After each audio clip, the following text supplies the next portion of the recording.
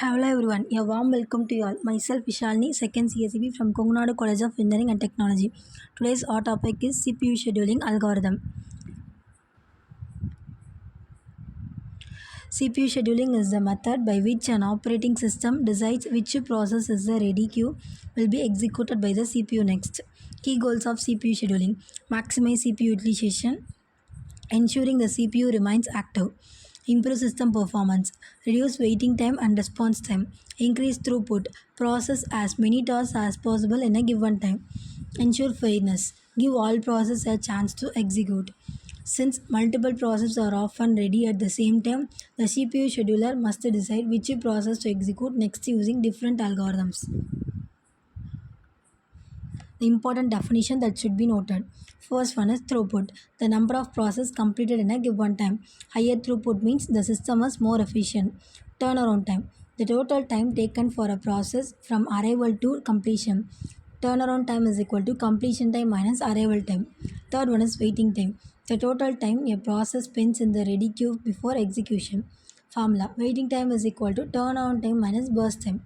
Fourth one is response time, the time from when a process submits a request until the first response is produced.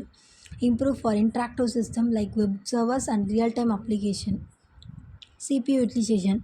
CPU utilization is a percentage of time the CPU is actively processing tasks. The goal is to maximize of efficiency while minimizing CPU idle time. Example scenario: for CPU is idle 40% of the time, its CPU utilization is 60%. A well-optimized system should aim for 80 to 90% CPU utilization. Types of CPU scheduling algorithm. There are two types. First one is primitive. The CPU can interrupt a running process before completion, used in real-time and multi-user systems. Example: round robin, preemptive SJF, multi-level feedback work. Second one is non-primitive scheduling. Once a process starts execution, it runs its completion. Simpler but less responsive. Example: FCFS, non-preemptive SJF, priority scheduling. First one is first come primitive scheduling algorithm, and this first one is first come first serve. The simplest scheduling algorithm where processes are executed in the order of arrival. Works like a FIFO, first in first out queue. Advantages: easy to implement, fair for process arriving at the same time. Disadvantages: longer process delay, shorter ones not suitable for time sharing. Examples are FCFS. FCFS is straightforward CPU scheduling algorithm that process tasks in the order of their arrival. While easy to implement and understand, it may lead to inefficiency in system with varying task length. The following example demonstrate how FCFS operates with different arrival times and bus duration for a set of processes in a computing environment. Second one is shortest job first, that is short job first, SJF. The process with the shortest burst time execute first, optimized for turnaround time. Advantages: minimizes at average waiting time, more efficient than FCFS. Disadvantages: longer process may suffer from starvation, difficult predict burst time accurately. Example: there are four process, burst time is 21,362, arrival time is 0123. The average waiting time for preemptive shortest job first scheduling is less than both non-preemptive SJF scheduling and FCFS scheduling.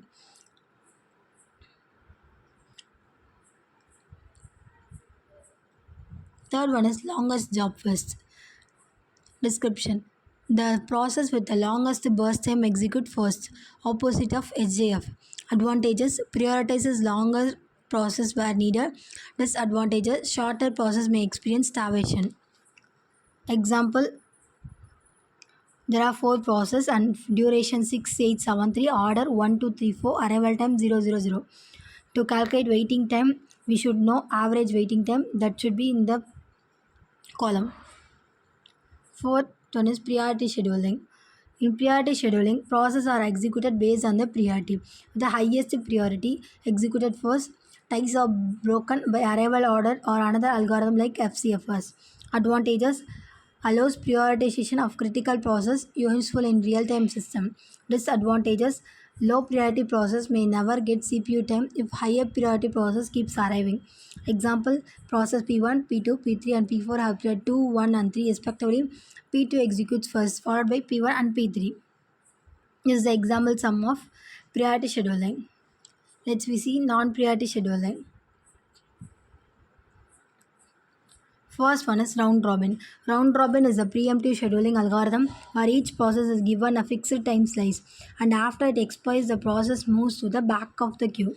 Advantage, fairly allocate CPU time to all processes, ensuring no process monopolizes the CPU, suitable for time sharing system and interactive environments. Disadvantages, the time quantum is too large, it behaves like FCFS. If it's too small, there is too much context switching leading to overhead. Not optimal for process with varying burst times. Example sum, process P1, P2, P3 have burst time 4, 3, 5 respectively and the quantum is 200. The execution will follow a cylinder order until all processes are finished. It is an example sum for priority scheduling. Here the average waiting time is 5.33. Next one is multi-level queue scheduling. Multi-level queue scheduling is a non-preemptive algorithm where processes are divided into priority queues based on characteristic with each queue using its own scheduling algorithm. Advantages, allow prioritization of different types of process, flexible as it can support multiple algorithms for different queues. Disadvantages, process in lower priority queue may suffer from starvation if higher priority queue are constantly occupied. Requires careful design to avoid unfairness or inefficiency. Example, Q1 interactive process scheduling using FCFS, Q2 batch process scheduled using SJF. Process P1 interactive, P2 batch and P3 interactive will be handled according to the respective queues. Next one is multi-level feedback queue scheduling. Multi-level feedback queue scheduling is a dynamic version of the multi-level queue algorithm. In this approach, process can move between queues based on the behavior such as CPU burst time and I/O wait time.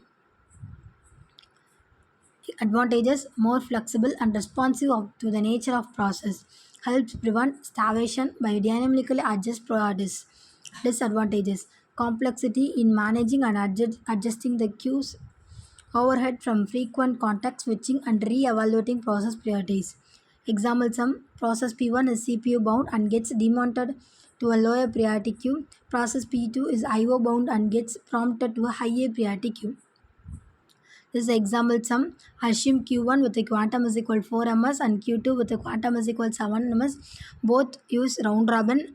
Q1 A B C D E B C E E D and Q2 AD. Next one is fair share scheduling. Fair share scheduling ensures that the CPU time is fairly among users or groups rather than individual process. Each user or group gets a proportionate share of the CPU. Advantages, ensure that one user or group doesn't dominate system resource. Guarantees fairness across different user or graphs. Disadvantages may lead to inefficiency if the share allocation is not well turned. Complexity to implement as it requires tracking and managing share across users. Examples, user A and B both have a fair share of CPU time. Example 50% each. If user A process is running, user B process will have to wait until their turn arrives. Conclusion, CPU scheduling is essential for efficient process execution. Different scheduling algorithms are used depending on system requirement.